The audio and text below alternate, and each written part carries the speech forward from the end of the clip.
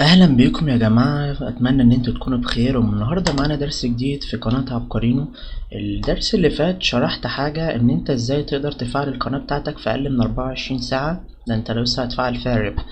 الدرس ده متعلق برضو بالدرس اللي فات، ودي الخطوة الاساسية هي اللي ماشية مع الموضوع كله.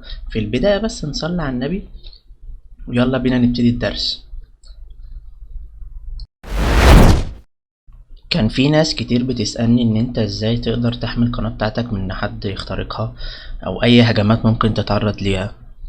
فهو في ميزة سهلة ان انت تقدر تعمل ميزة التحقق بخطوتين. الموضوع سهل يعني بسيط مفيهوش حاجة.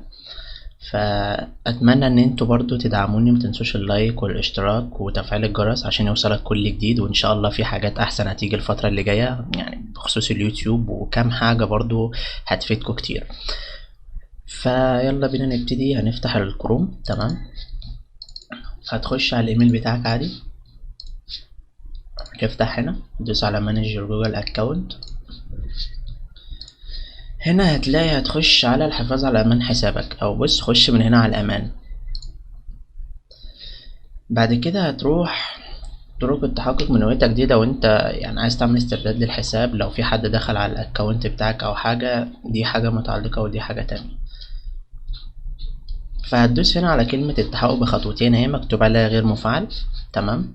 هندوس عليها. بعد كده هنا هو بيشرح لك انت المفروض هتعمل ايه او الدنيا يعني الوضع هيمشي ازاي. دوس البدء. هنا اكتب الباسورد بس هخفيه طبعا.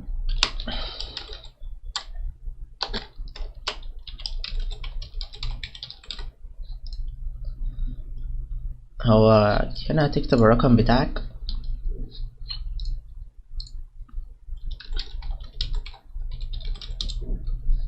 بعد كده هتدوس التالي.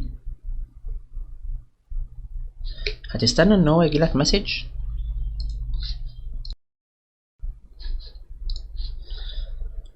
طبعا انا دلوقتي وصلتني المسج. هتكتب الكود اللي اتبعت لك الرسالة، وبعد كده هتدوس التالي. بعد كده هتدوس تفعيل. كده انت عملت ميزة التحقق بخطوتين، بحيث ان لو في حد حاول انه يخش على الحساب بتاعك لازم تدوس موافقة على الموبايل عندك عشان يخش، غير كده استحالة انه يعرف يخش اصلا.